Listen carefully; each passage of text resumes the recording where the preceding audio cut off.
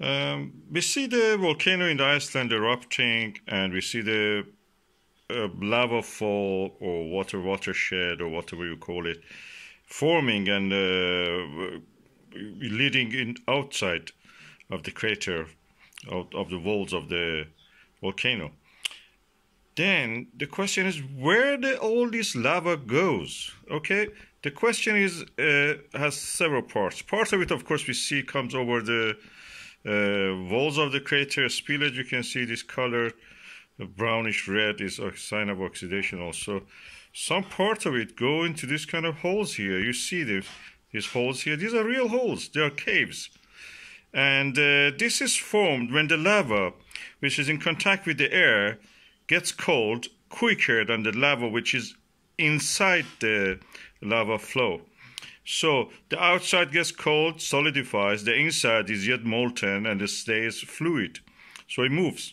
And the movement of it creates a tunnel, kind of tunnel. We call it a tube or lava tube, we call them. These lava tubes are conduits, are pipes, are tubes that guide the lava to wherever the deep of the ground is taking them. As you can see, we have now the eruption is starting, the 7 to 12 minute cycle they have. That's the periodicity of these eruptions.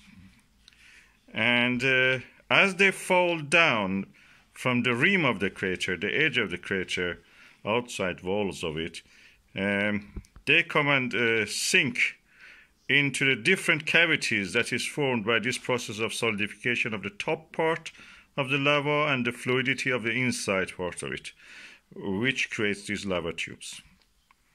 Let's watch this and see what will happen now. It may take a while that the whole eruption comes and takes over.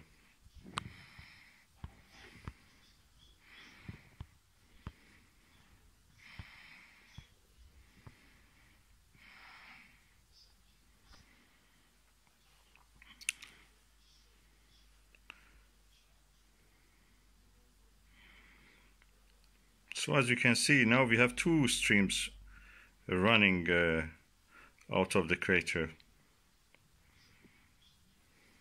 And they're carrying with them all kind of gases, including the steam. People ask how steam can exist. Yeah, steam exists in minerals. Biotite mica, which goes into subduction zones. Accretion wedges, which is in the ocean floor, going back to the under subduction zone into the crater, into the subduction area, into the mantle. They create this kind of juicy, watery minerals. It's not fluid water, it's a water trapped in the crystalline structure. Because water molecules, if you know it, you have to know the chemistry. They are not negative. They are not neutral. They have a charge, electric charge, because oxygen is more electronegative than hydrogen.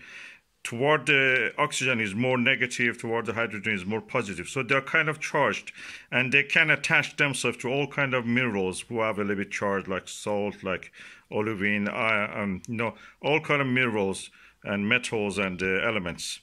The same with the sulfur. Sulfur is like oxygen, also has this kind of a structure. To a lesser degree, electronegativity of sulfur is slightly less than the electronegativity of the oxygen. So this is what we see here. All these kind of gases and steams you see coming out. That's one of the reasons the lava actually boils, as we see bubbles up, because these gases are expanding. And that is the way the atmosphere and the earth started. People who say that the lava and water, yes, of course, this is the way our atmosphere, our oceans were created. They said comets had a role in it, but I believe that comets had a secondary role in that. Earth already has a watery mantle, is full of water in the crystalline structure of the minerals and rocks. Look, where the lava is going to that cavity I showed you. That's the lava tube. That is the lava tube that I mentioned. Other lava goes down there. You can see there are more lava tubes here and there. You can see this eruption is almost finished now. And the next eruption will be between 7 to 12 minutes. And as you can see, these caves, these lava tubes are so huge.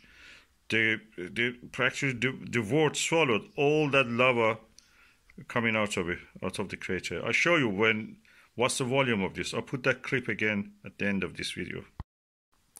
As you can see, this is where the lava goes. Those holes you see there, they are the beginning of the openings of the lava tubes. Surprisingly, we have lava tubes also on the moon and on many other planets that have volcanism. We expect these things exist, including Mars. We expect the Mars and Moon have these lava tubes, so we can put our equipment actually there, being away from the radiation and being away from the harsh environment of the space. And actually, our future colonies on the Moon will be there. I will put a picture of those kind of lava tubes when the top of them actually is broken on the Moon. We can see that. But you can see all the lava is draining like a massive sinkhole into that lava tube. And some of it which the lava tube cannot take, flow over, and it gradually add to the surrounding environment, thickness of the wall, and the base and the foot of the volcano. This is an example of a lava tube on the Moon. We call them RILLE, R-I-L-L-E. And some of them actually are, the top of them has collapsed. You can see in the next image. This is that RILLE, the top of it, or lava tube, has collapsed. And you can see even the debris under it, under that hole, in the hole. Look at it. This is where we can actually place our stuff. I know that in America, they have placed a lot of nuclear weapons and such things, they store them inside lava tubes. You can place a whole city there. Other countries probably have done the same. And this is how it is. You can see the lava tube in the lighter beige color, and the opening is skylight entrance there on top. And this is where the solidified lava has formed a tube kind of structure.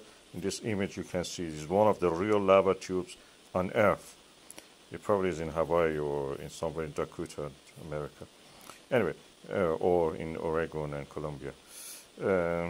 This is another one of these lava tubes. You can see on the roof of it actually the cracks, desiccation cracks, where the thing has really got, the freezing of the lava. And here you see that the flood of the lava coming toward the people who are standing there doesn't come toward them, all sinks into the lava tubes. That's the reason they can stand there. Otherwise, this lava will flow toward them. They are not more than probably less than a kilometer away from that, and yet you can see that it's all sinking into the ground. Around 1 kilometer, around about that time, that dimension. Anyway, you can see here that the lava tube, oh God, look at it. It's like you can call it waterfall or lava fall or whatever you like. This is so amazing. Look at it. The size of this lava shedding. This is the size of the edge you can see. It's amazing. Never seen anything like that before. I've not seen. You may have seen. I have not seen. And this is where the lava ends up from the lava tubes. The conductor toward the whatever is lower ground, and they can flow toward it. They gradually fill up the valleys and really any cavity or anything there, make the landscape, covered completely in lava. Lower valley is now filling with the lava gradually because the two walls, eastern and western wall, was breached. You can see the flood of the lava actually now going and covering all the area around, and that's what we are seeing. This is where the lava goes through the lava tubes, flows toward anywhere that is lower ground. Gravity pulls it down. It just goes down the slope, as you can see here in this example. It forms all kind of structures. When it solidifies, now you can see called it name or Iceland kind of lava. We see the and the ropey lava, or as the name suggests, the sign of pain. They're very sharp sometimes. Those ones. Is like this rope structure. Anyway, these are the vocabulary that we can use. And as you can see, this lava is flowing toward the lower ground, and it feels it's fast flowing. in a way. But in a way, because it's on a slope, people can get close to it. You can see in the next clip, actually. People go close to it, put a hammer into it, geological hammer or anything. And the first person is a bit afraid, then later you realize that there's nothing to be afraid of.